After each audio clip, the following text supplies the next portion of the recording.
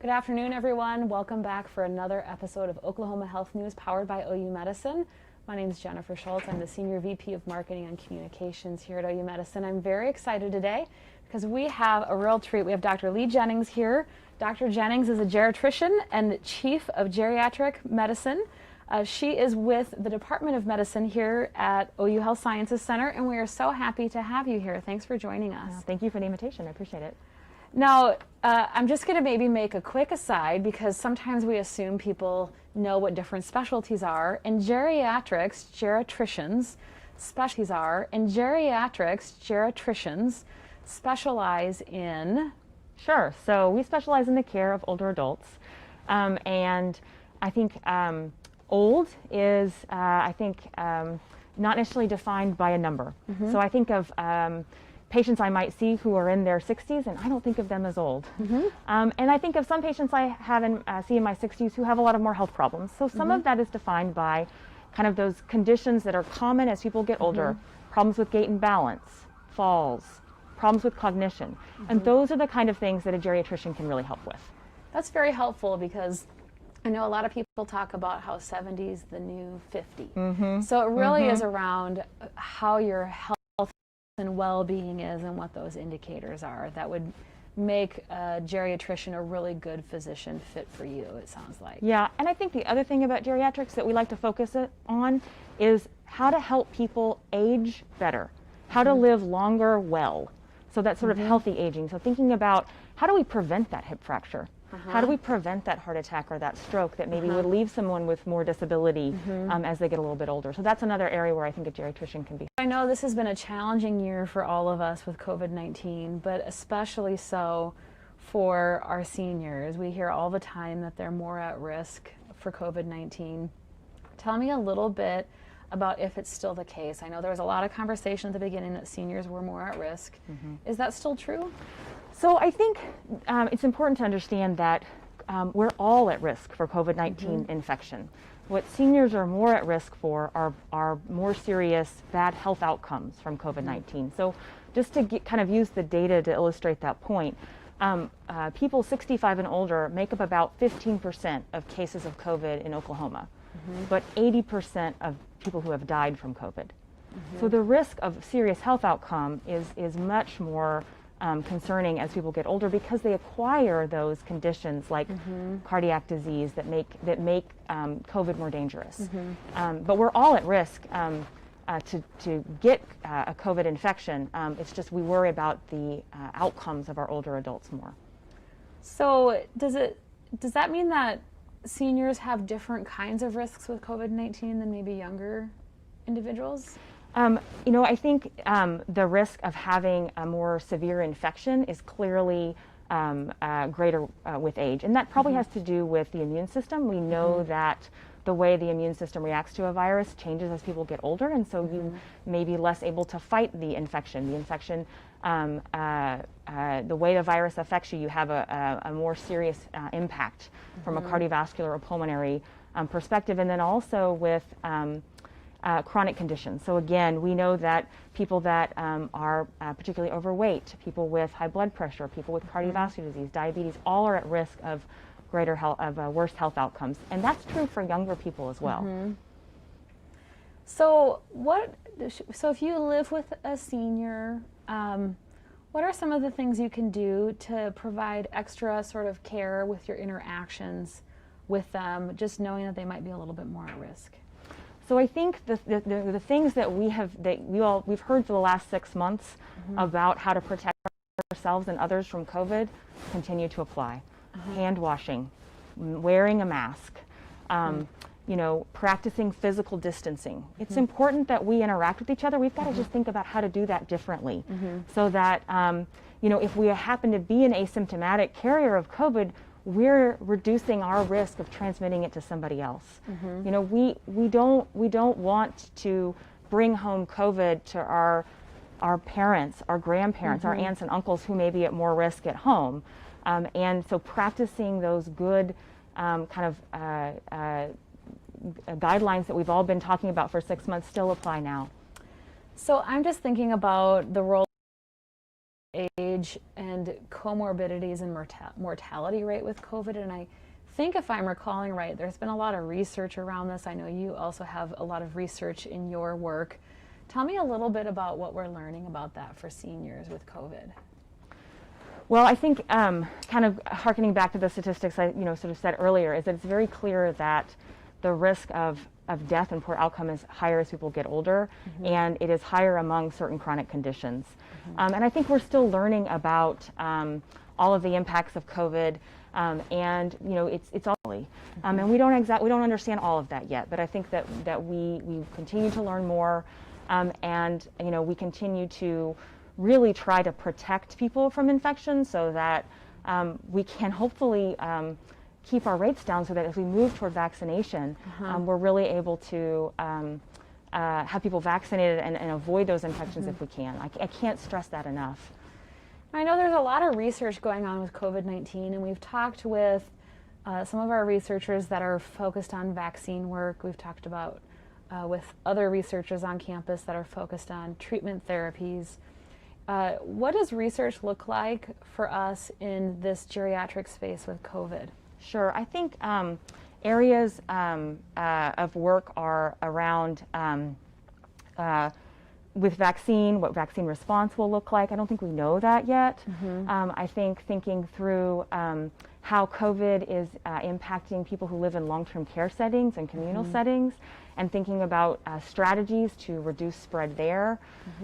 Those types of things I think are really important in the geriatrics workforce and in research.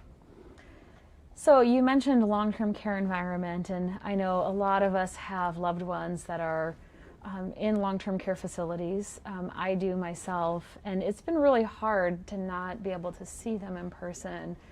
I know this is kind of an evolving topic nationally, but what are some of the strategies that you think families could take around that topic, and how does that help their loved one? Yeah, I'm really glad you brought that up. I think this is a really important issue, and I think it's a real struggle I've seen for many of my patients, for their family members, feeling like they can't outreach in the same way to their loved one who may be in a nursing home or an assisted living, because they don't want to potentially infect them. But I do think that there are strategies that you can use. I think first you want to outreach to the facility and see if they have a way to do video visits. Can you interact with your loved one by FaceTime or by Zoom or some other technology like that where you can see them? Making sure that you're using frequent phone calls.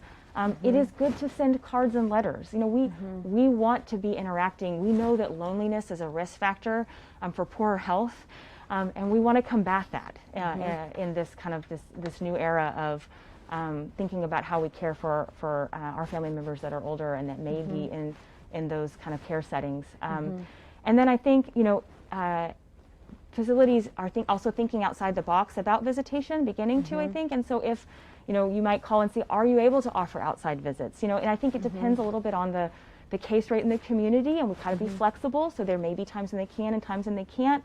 But I think we're going to see more and more thinking about how we stay connected in the area of needing to be physically distant. We don't want to be socially distant. We want to be physically distant and socially connected. Right. I really like that. We talked a lot about social distancing at first, and then we started calling it physical distancing, because it's not about not interacting with people. It's about truly being, having a separateness.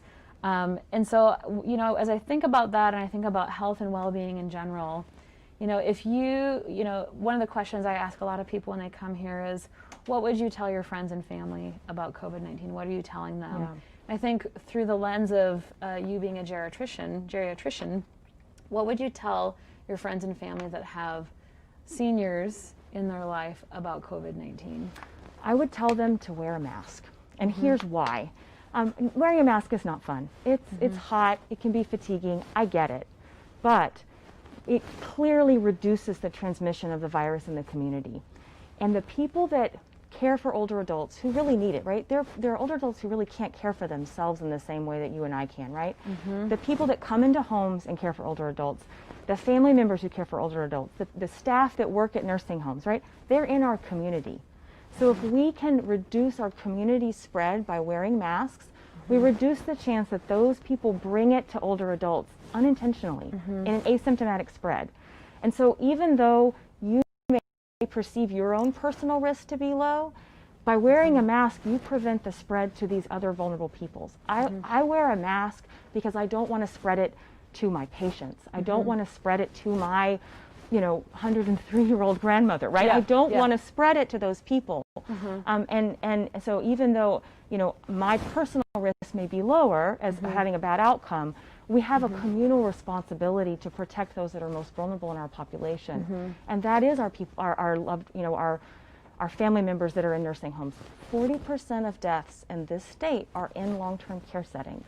Wow. They're really bearing the burden of the death toll. Yeah. And we can do our part to help against that, and that means wearing masks. It really does. Because some of that correlates to healthcare workers and protecting healthcare workers, where you might have no visitation, and our nursing home residents are maybe feeling more isolated than ever, which I think is a huge concern for many families. But it's really around this community spread that happens, that then maybe that caregiver going in to take care of them might be asymptomatic. Is that part of what's driving that a little bit? That's exactly right, Jennifer. Okay. That's exactly right. So the risk is that the people that work in our nursing homes, they live in our communities. They go to the grocery store. They're at Walmart with us. And if we're not masking, then we run the risk of infecting them, and then they take it to the facility not knowing, not on purpose, but that's how community spread happens. Yeah. And we want to reduce that as much as possible. We want to keep the people that are most vulnerable safe until we really have a vaccine. Yeah. So you had mentioned earlier, and this is kind of an interesting in how aging is about physical and mental well-being, and kind of what that looks like. So does that mean that if you are 70 and you are you're very healthy, that you are at less risk than somebody that might be unhealthy at 60 that appears older in their aging process? I think I would be a little careful there. I think that we're all at risk of the infection. There's no natural immunity to COVID that we know of. So we're all at risk for getting infected. And we have some idea of the risk factors that make someone more at risk for a bad outcome. But we've seen healthy young people die of this disease. Yeah. So it's it's sort of playing roulette. You don't it's not clear exactly who will have a bad outcome and who doesn't. We know that older adults clearly can, especially people with chronic health conditions, but that doesn't mean that you're completely protected if you're young and healthy. So I think the best case is to be cautious, to be smart about it, to reduce your risk where you can, and to help prevent the spread to others. So the 60 and 70-year-olds out there that are super vibrant, super young and healthy are still doing the right thing by practicing all of the things, thinking of themselves in a population that needs to really be careful. Yes, I think so. Yep. And I think the other thing is we want you to continue to be vibrant and active, right? That is part of health. We want you to exercise. We want you to have interaction with others, but you've got to think about the physical distancing, and you've got to think about how do I prevent the spread of a respiratory virus while I'm doing that. And there's good strategies around that with masking, with being outside, with having small events, with with physical distancing. Those are all good strategies to help people stay connected, stay vibrant, stay active and engaged, but do it in a way that's safer. We can think outside the box. We can do this as a community. We can move forward. Yeah.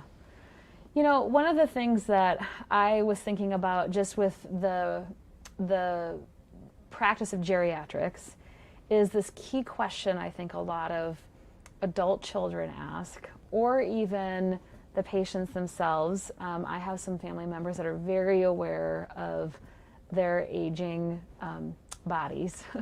When is it time to consider a geriatrician for your care? Sure. I think geriatricians really, as physicians, we love kind of the messy complexity of clinical care. That's kind of where I think our heart lies. Yeah. I like to sit down with patients and families and say, there may not be a perfect answer to this, but let's talk through what is most important to you and how I can help you achieve that with your health care. Right. And I think when your care begins to get a little messy, that is when a geriatrician can be really helpful. So, when when you begin to have more problems with sort of day-to-day activities, when cognition concerns begin to arise, when gait or balance or fall problems may occur, that's when a geriatrician, I think, that's when we can really add to your care and help think through, what matters to you, what's most important for your daily life and your health, and how can our care help you get there. So talking to you about all of this makes me think that it would be really fascinating to just pick your brain over a cup of coffee around longevity, because I feel like you probably have some really good tips for all of us. So that's my final question is if you were to talk about maybe one or two things that we can all do around aging well, what would those be? Oh, I got that. So the first is engagement. So, engaging in activity that is meaningful to you, whether that's your job, whether that's your family, whether that's a passion or a philanthropy that's important to you, but be engaged. Have that meaningful activity, have that purpose. That kind of social interaction is so important for aging well. And it combats loneliness. We know that loneliness is linked to poorer health outcomes. So that's the first thing, be engaged. And the second is exercise. So there's so many studies on exercise showing the health benefits really at all ages. And even if you're not an exerciser now, if you start exercising, you reap the benefits later. Right. And it is really important to be able to be physically mobile. It is important for your independence. And the people that think about that early in life and kind of maintain a habit of exercise really do better as they age.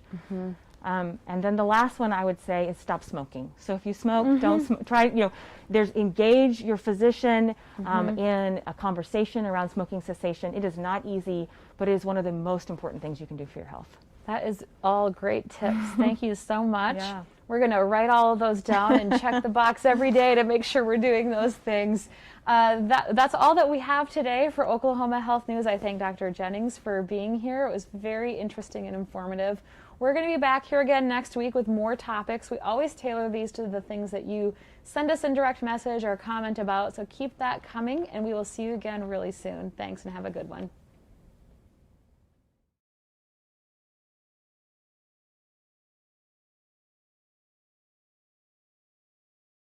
Thanks, and have a good one.